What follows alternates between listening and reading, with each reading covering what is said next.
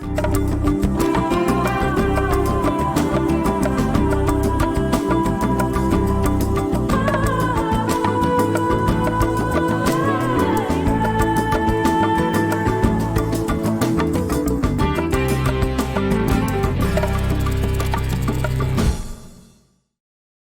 everyone, and welcome to Global Outlook. I'm Mary Sit. HCC is one of the biggest international student populations in the nation. And when students come here, they have to navigate everything from transportation to housing to their coursework. The most important thing for international students, how to stay here legally while they're studying. Here to tell us more is Gerald Greene. He's a designated school official, or DSO, and an international student advisor. Gerald, thanks so much for being with us. Hey, thank you, Mary, for having me. So tell me, Gerald, what's your biggest role? What do you do lots of different things with students. It's all about immigration. What is your biggest role with them? Well, my biggest role with students at this point, due to the COVID-19 pandemic, is maintaining status. Most students arrive in the U.S. With the intentions of getting their education and being able to afford it. During this time, that's been really a tough situation for many of the students, but somehow we've been maintaining, we've been able to handle that. Another big thing as a part of my job is to make sure the students are comfortable where they are, because sometimes we're the only family away from home, and any little advice or assistance that's given to the students is highly appreciated in most aspects. So you're not only the legal advisor in a way and how to stay legal in school, but also sort of the den mother, right? Right? The homeroom teacher, like when we were in high school and junior high, where we had this one person we could go to about almost any problem. That's correct. With the pandemic, you've had to make adjustments, and now you have Zoom meetings with your students. Is that right? That is correct. Tell me about your Zoom lobby for international students. Now, the Zoom lobby has been a big help. Because of the pandemic, the numbers for international students arriving at HCC has decreased. Okay. So you would think as a DSO, some of the work would also decrease, but that is not the case. Because of the actual students that we have currently enrolled and the ones that are coming are requiring more assistance. So that increased that work that was lost is still gained in another aspect. Okay. Yeah. So tell me how the Zoom lobby works and how do you connect with a designated school official like you via Zoom? Do the students make an appointment? How does it work? There are no appointments needed. They can just sign into the Zoom lobby, and they're put in a room and they're asked to just wait for their assigned DSOs. Not always, the assigned DSO is not always available, but each DSO has a backup, and that backup also has a backup. So all international students will always get the assistance that they're needed. May not come from the person they want to speak to, but someone else can also advise them.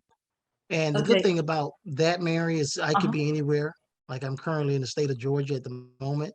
Wow. So thanks for speaking to us. We're able to still contact with the students from anywhere.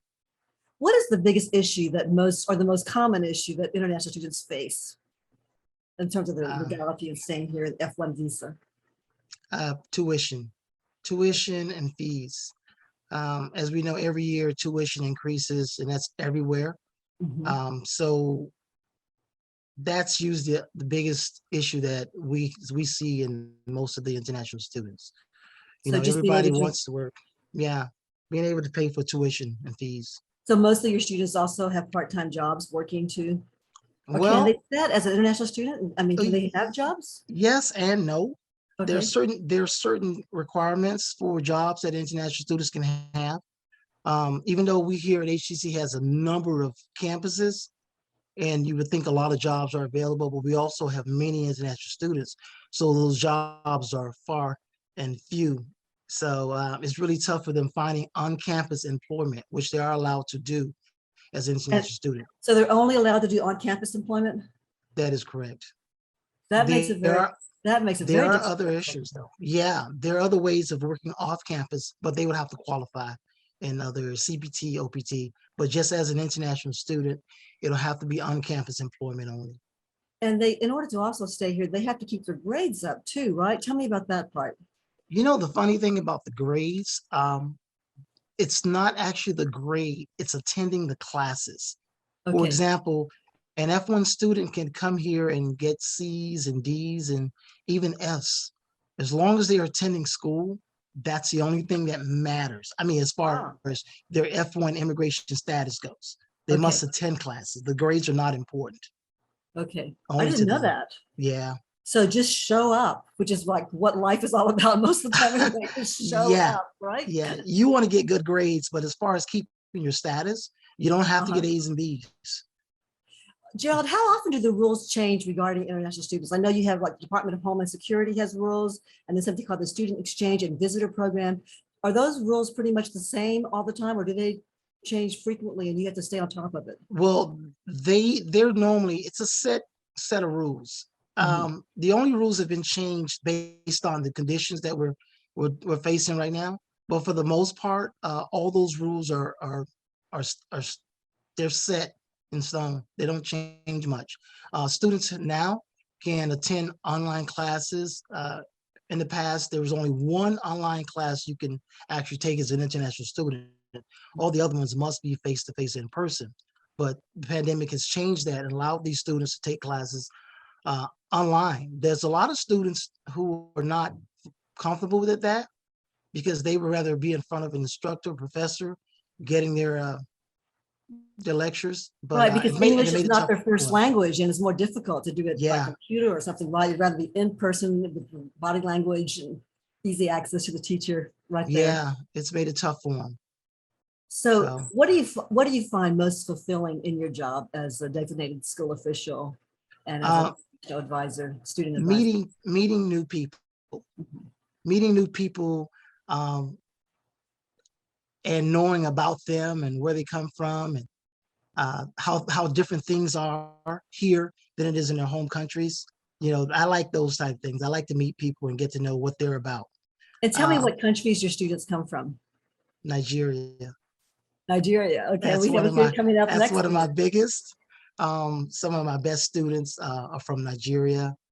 Um, and there's a few others. For the most part, Nigeria. They keep me on my toes. Those How much time do you you know, typically spend counseling and working with an individual student over their coursework at HCC? It's a 2-year um, program at HCC, and do you spend yes, a lot of time with each student? 2 year, a lot of time. You get Uh-huh. to know a lot of them by, by first name. You get to know all about them. Some are more needy than Uh-huh. others. Right. So you see them and you hear from them a lot more than most of them. Some students, they come to me and I've never heard of them. I was like, who are you? I said, I've been here a year and a half. I said, I've never heard of this student. And I remember names really well, but that happens. So you work with prospective students, new students, and current continuing students. What's your Right. best advice that you give students when they are brand new to HCC of how to be successful here? Make sure you contact your DSO if anything comes about. No, regardless of what you may think it is, whether it's something small or not, or insufficient, make sure you contact your DSO because your DSO is a lifesaver and a lot of things can happen with the DSO. So you can never go wrong by making sure you contact that person. And Gerald, how did you stay connected with students during the last 2 years of the pandemic? And we're still really in one, although it's not as critical as it was earlier. How do you stay connected with them, keep them in touch with you, and keep them? Well, I make sure that students have my phone number, they have my email address. Again, they can always reach us in the Zoom lobby. I'm contactable anywhere. If you can't reach me, again, there's somebody else that can help you and they'll pass it on to me and make sure they keep me on board of what's going on with my students. Well, I would want you as my DSO. You have the best smile. It would make me feel totally welcome and at ease at HCC. Yeah, I try to do that, if nothing else. Gerald, thank you so much. I think you're just a great asset to all of our international students, and best of luck in your career at HCC. Thank you. Thank you. Coming up next, we're going to meet one of those international students, a very ambitious student who wants to become the most sought after TV journalist in this country. Details when we come back.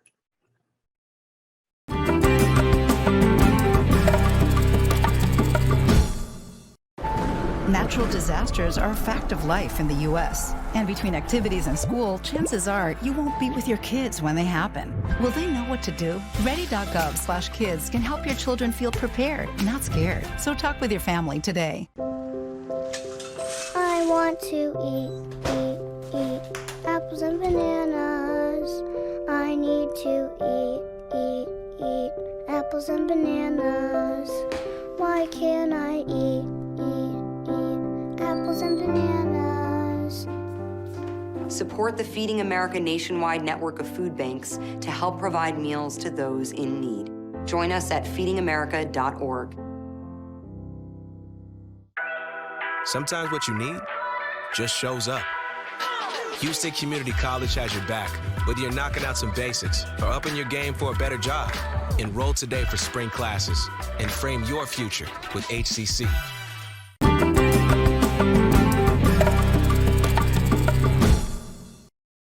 Our next guest is a student from Nigeria who earned her higher national diploma from Nigerian Institute of Journalism and has also completed postgraduate studies there. Kay Adekunbi is studying communications at HCC, the first step to achieving her big, bold dreams. Well, welcome to the show. Thanks for coming on, Kay. Hi, Mary. How are you?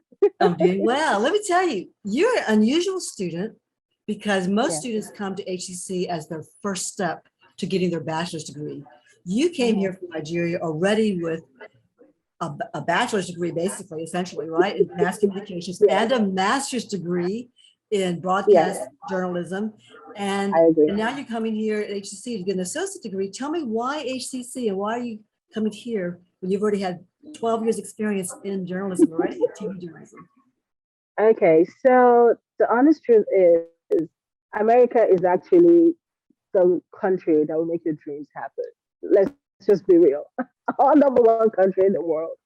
So I heard about HCC the first time I traveled into America in 2020. I came visiting to see my family and everything. So they said, oh, HCC is the best school if you're going to migrate from Nigeria to America. And I was like, oh, really? Fine. So I went to the school. I actually went to Katy campus. So I walked into Katy campus. I realized that everyone was being friendly. Someone is helping you. You ask questions. Someone is helping you, and that was new for me. You know, coming from Nigeria, it was really new for me. So I said to myself, I think I can actually do this in this country. So I decided to pick HCC. I went further, and every 10 people I met in a pub, in a big gathering, they are from HCC, and I'm like, oh my God, why don't I just go to the school? There must be something unique about HCC. Then I decided to just apply online. I went back to my own country, apply online, did my visa. And it's so funny. You just had Gerald earlier. Gerald is actually my DSO. So I was wondering if you had paid him secretly to talk about Nigerian students. I'm going, okay. Look, it's so funny. When I saw him, I'm sure he was like, oh, that's my student, but he might not remember. So basically, Gerald was my DSO, and he led me through the process. Transitioning from Nigeria to America is kind of hard. So he led me let me ask you this. What are you studying here at HCC that's teaching you something different than what you learned back in Nigeria? Good question. So in Nigeria, I had actually started as a print journalist. I became an entertainment editor at some point. So at some point in my career, I had to transform from the regular traditional media to the social media that we have right now. So I said to myself, I'd gone from the traditional to the most trendiest new media. And I said to myself, what else can I learn that is new? America does something very different. TV production in America is quite different.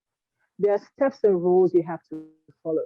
In Nigeria, it's kind of different. And I know that it's different in all media. We all have the generic name called media, but in different countries, steps and procedures are different. So I said to myself, I was going to learn from the scratch, the steps and procedures that's got to do with the media. I want to know how TV works here. I want to know how movie direction work here. In America produces the best in quality. For me, I'm going to tell you the truth. And because America produces the best, we follow the lead. You understand what I mean? So I want to know what makes them fit. That's why I'm here. I just want to know what makes them tick, what makes them unique, because I What want to makes, stand out too as well. Kay, tell me about your career goal. I understand you want to be a movie producer. Yes.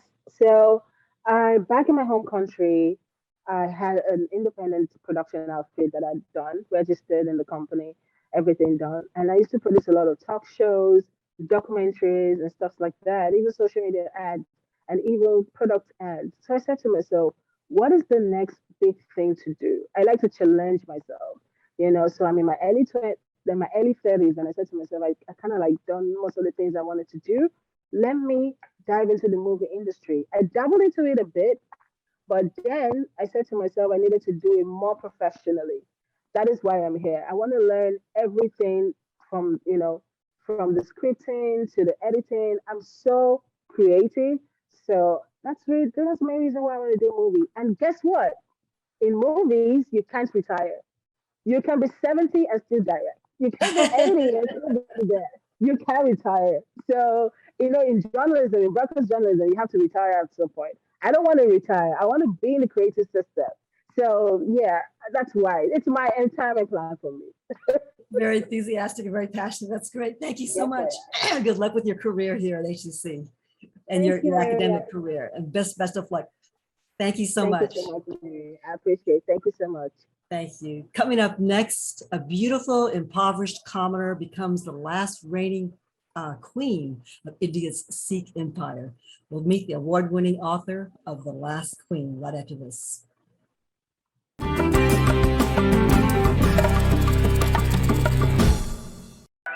La forma en la que ves tus opciones puede cambiar en un minuto. Houston Community College te ayuda a encontrar tu camino con más de 200 programas que te abren oportunidades a puestos de trabajo. Inscríbete hoy para las clases de primavera y enfoca tu futuro con HCC. Hey, Bobo, do trees tell each other stories? I'm sorry. I'm afraid I don't know that. Hey, why don't we go find out? Listen. Do clouds take naps?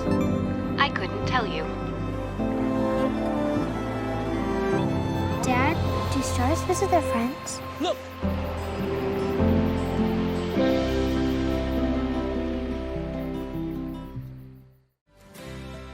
That one day at PE when they were like yelling at me and then you just linked arms with me. I don't think you know how much like that helped me. I finally like knew that I had somebody.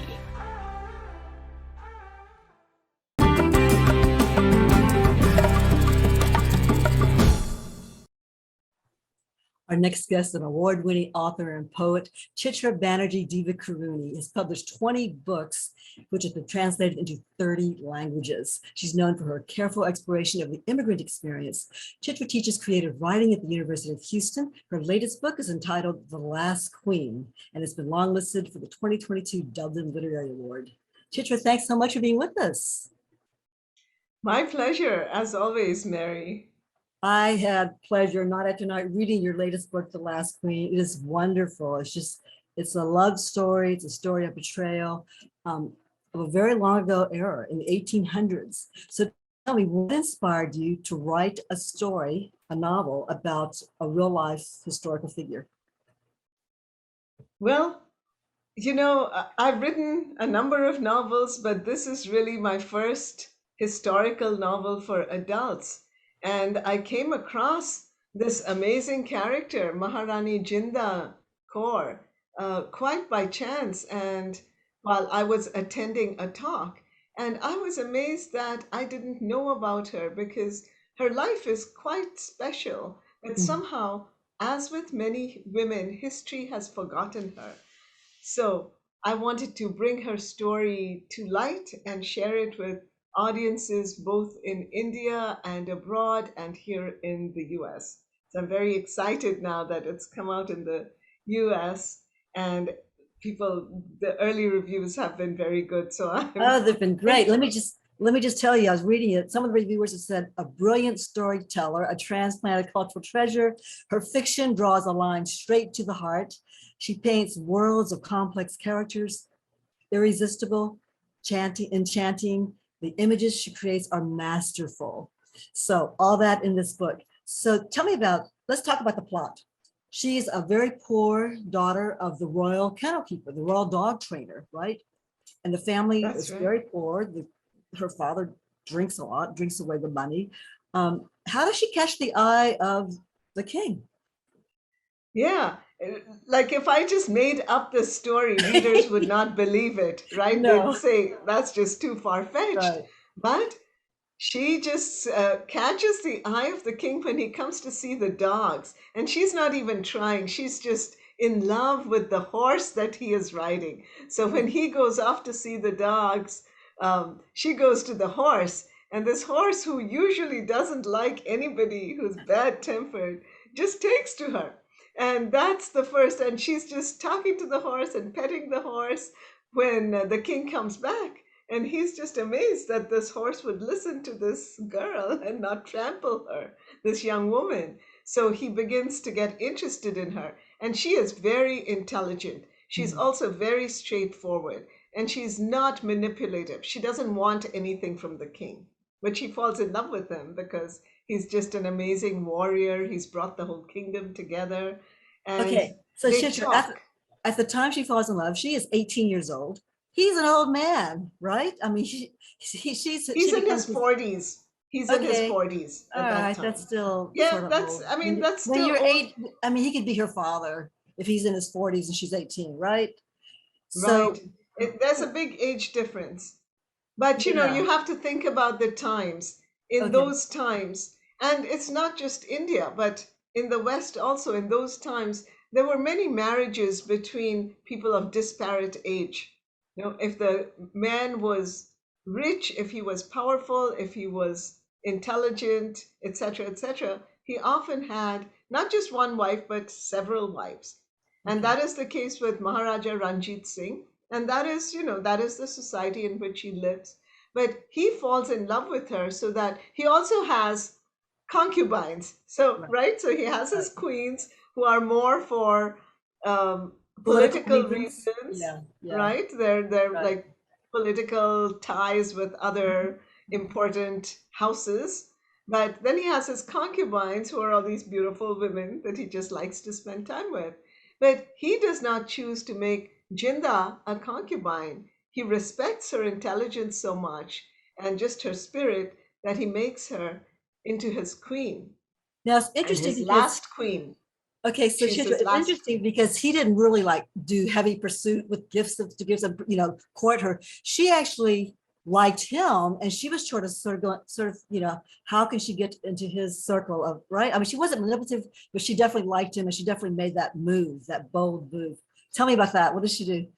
Yeah, so, you know, her father is at this point, like you said, he's into drinking and gambling, and he's lost all the money he had. So he sees that maybe if he gets Jinda, who is very pretty, to make a convenient marriage Right. with someone that he picks, then he can get some money out of that, and that'll help the family. So he's trying to get her married off to an older man who has a lot of money, and she just doesn't want it.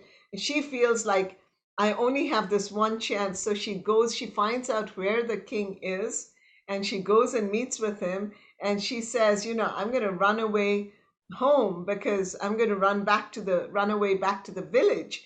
But I would rather be with you.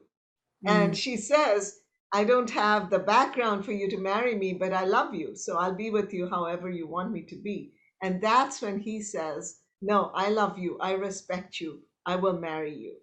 You And he go actually back. sent her back, right, to Yeah. grow up And a so little he bit. sends her away for 2 years. He says, you're too young right now, but in 2 years, I'll marry you. And he does. So she was very sharp-eyed, stubborn, passionate about life, about everything. How did she transform herself from this naive young girl, intelligent but naive, to the pampered wife, to the courageous ruler after his after the death? I think she had to do it step by step. She was very smart, so she observed what was going on in the palace, especially in the women's quarters. And she was very blessed in that she had a very loyal maidservant, Mangla. And Mangla is a historic character.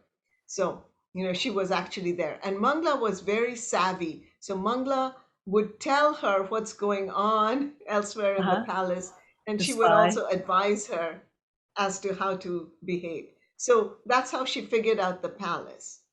The other thing that made her into a very courageous and determined person, a queen who was not going to give up on the kingdom, is the birth of her son. When Ranjit Singh dies, her son is just about a year old, and she is determined. I mean, her whole life after that is around her son. She's like, I will make sure to protect him. He's not even the first in line for the kingdom. But strangely, everyone else dies, like 5 people die. Again, if this hadn't happened in history, you would think I'm making it up, but it did happen. One thing after another, a war, an accident, a plot, they all die. So this 5-year-old child now is going to be king, and she's determined. I think that's what makes her so successful later. And his her mother instinct is very strong, and she sacrificed everything for him. Tell me, why were the British so fearful of this queen? In history, they were, and tell me why. Yes, they were, because now this is the 1840s. Punjab is the only major kingdom left that the British haven't managed to annex in India. And they really, really want this kingdom. It's a powerful kingdom. It's a rich kingdom. They really want it. But the people love her. The people of Punjab love Maharani Jinda. So they can't get into it through, bribing the people. And the army, which Maharaja Ranjit Singh has created, love Maharani Jinda. They call her their mother. They call her the mother of the Khalsa. The Khalsa is the name of the army. And so she's beloved. And that's why they know that in open battle, they cannot defeat her. So they go the treachery. Yeah. She's a threat because she's so loved. Right. She's so loved, but they bribe the nobles and they bribe the generals of the army. It's very sad. This queen, even though she was very courageous, she also was a very flawed character too. And you bring that out in your book. She makes some horrible political decisions and lots of people are killed, right? Yes, yes. And I did want to bring out that. I didn't want to whitewash her, or I didn't want to pretend that she was, perfect, because, hey, humans aren't perfect. And when we look at male leaders down the ages who have been admired, we see that they weren't perfect. And why should women be held to some other standards? So I wanted to bring out her mistakes and her faults, one of her faults, and they come from good places, but they're still problematic. We need to wrap up. A novel of courage and resistance, The Last Queen. Chitra, thank you so much for coming on and telling us about your novel. Appreciate it. It's great. Thank you so much. That's all for this edition of Global Outlook. I'll see you again on Comcast Channel 19 every Friday and Sunday at 7:30 a.m. and p.m., plus Saturday at 10 a.m. Or you can go to our website and download a podcast to go at hccs.edu/podcast, or watch the full video version on HCC's YouTube channel. I'm Mary Sitch. Thanks for joining us.